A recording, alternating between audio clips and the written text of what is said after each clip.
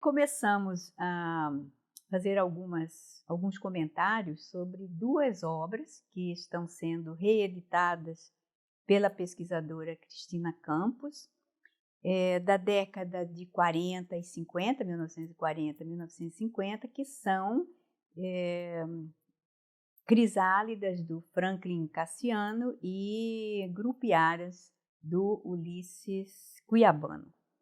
São obras em que predominam a forte marca da estética romântica, né? Quer dizer, o romantismo no caso desses dois escritores, com alguns resquícios já do simbolismo, se formos falar em estilos de época da literatura, mas que era muito comum já se fazer essa mistura, porque são obras que estão na fronteira entre dois períodos históricos, né? Quer dizer, o que foi o romantismo em Mato Grosso, como ele se ambientou em Mato Grosso, como esses escritores utilizaram daquelas características do momento para a sua expressão literária, a sua expressão cultural, né?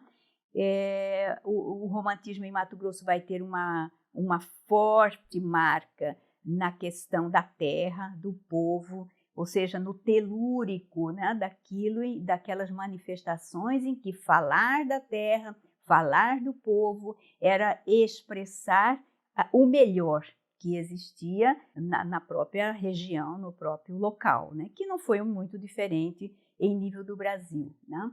Por isso que a forma clássica do soneto, que é muito explorada pelos dois escritores, ela vai ser bastante utilizada nessas duas obras, né?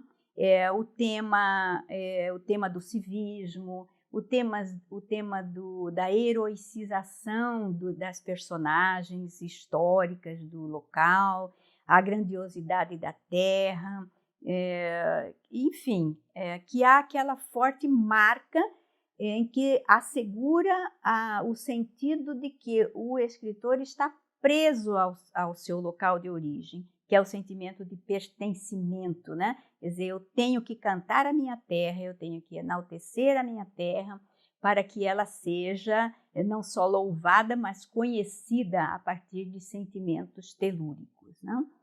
Me parece que Crisálidas, do Franklin Cassiano, ela está mais voltada para essa tradição clássica, né? O poeta está falando com a alma, né? Com as sensações que vão florescendo aquele sentimento amoroso, lírico amoroso, e a arte vai repousar exatamente nessa capacidade de fazer com que essa voz que vem de dentro fale muito mais alto, né? Fale com aquela fortaleza do sentimento que vem da alma, né? Por isso, essa tendência romântica ela foi muito forte e ainda é, né? Porque temos muito essa marca da expressão poética romântica também nos escritores da modernidade e do contemporâneo, né? Grupiaras, do Ulisses Cuiabano, que vai ser talvez um pouquinho mais, talvez uma década a mais do que as Crisálidas do Cassiano. No Ulisses nós vamos ter um pouco mais de inovação, vamos dizer assim, principalmente na questão da inovação linguística e também temática, tá? A poesia do Ulisses vai ter alguns toques um pouco mais distintos, porque ele está também comungando com o ideário romântico e parnasiano que estava sendo vivenciado naquele momento, né? Ele vai falar de amor, vai descrever a natureza, vai fazer comparatismo com a questão da moral, do senso de eu me ufano da minha terra, eu enalteço a minha terra, mas vai trazer um pouco daquela tendência do romantismo inglês, que é um pouco do pessimismo e que está ligado com a questão da morte, né? E a gente pode considerar que isso é uma inovação temática, porque falar de amor e também falar de morte como polo oposto já era um pouco diferenciado naquele momento, né? E o que mais chama atenção no Ulisses Cuiabano vai ser a verve popular que ele traz. Ele era ligado às questões do folclore, tanto que ele fazia parte de um grupo, né, de folcloristas brasileiros. Então, ele vai estar voltado um pouco para essa questão da oralidade, para essa questão do popular. E isso vai fazer com que a sua obra tenha um gostinho diferenciado a mais, né? Particularmente, eu considero essa naturalidade voltada para a questão da língua e voltada para as questões populares muito interessantes e que dão uma certa leveza a essa tradição clássica do soneto, né? Mesmo que ele escreva um soneto, ele vai estar perpassando elementos populares, né? E traz muito a questão da paisagem, mas ele vai trazer também muito a questão das lendas, das histórias do povo. E isso é um ingrediente que cativa muito o leitor, né? Penso que naquele momento também era uma característica que fazia com que a sua obra fosse mais leve, vamos dizer assim, né? Mas que no contemporâneo isso eu considero fundamental.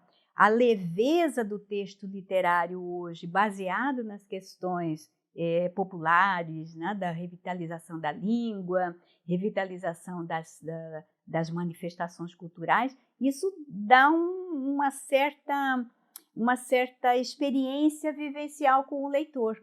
Ou seja, ele vai estar ligado muito mais a essas leituras que perpassam a sua própria experiência, não?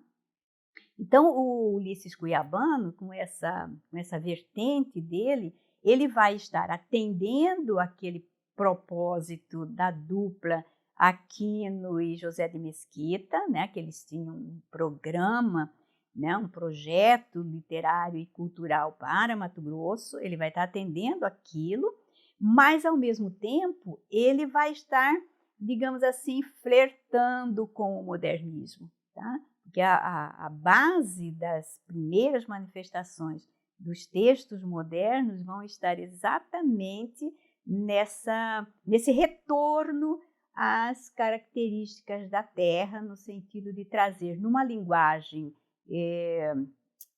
digamos, menos trabalhada esteticamente, mais voltada para essa leveza do processo de criação, né? Eu posso perguntar também, que romantismo foi esse que frutificou em Mato Grosso? Porque são duas obras que têm forte tendência dessa característica literária, né? Um romantismo, eu diria, mesclado, né? Já fruto das várias adaptações que foram passadas por essa estética, né, do transplante da Europa para o Brasil, nessa ambientação estética ao local, né? Pode-se dizer que esse forte apego à questão da terra vai permanecer na literatura em Mato Grosso por várias épocas, né? Nós podemos ver isso muito fortemente nas décadas de 60, 70, né? Quando começa-se a respirar uma nova forma de se fazer literatura em Mato Grosso, para desembocar nesse processo que estamos vivenciando hoje, que é dessa produção totalmente inovadora, né, plugada nas questões mais gerais da produção nacional e internacional e menos focada nas questões da terra, tá? Então, para entender esse processo de formação da nossa cultura literária, é muito importante essa revisita aos textos da tradição. Por isso, reeditar obras é de fundamental importância, é muito necessário para o momento, não só para revitalizar tudo isso que a gente já falou na questão do arquivo, mas principalmente para mesclar os olhares do contemporâneo e deixar com que essa forma de observar o hoje não fique como se fosse uma novidade que nunca antes vista, né? Mas que são somatórias de tendências, acúmulo de experiências leitoras, acúmulo de experiências estéticas e que vão desembocando nessa forma do fazer literário mais livre, mais voltados para as questões humanas, né? Para que haja uma certa ligação entre esse ser fragmentado de hoje com essa necessidade que sempre o ser humano tem de estar ligado à tradição. Então, é como se fosse uma ambiguidade, né? Nós, humanos, temos essa relação, né, do ontem com o hoje. E como é que nós ficamos nesse conflito de sentimentos e nessas transformações que nunca conseguimos acompanhar na sua totalidade. Então, por isso, estamos sempre com um pé na tradição.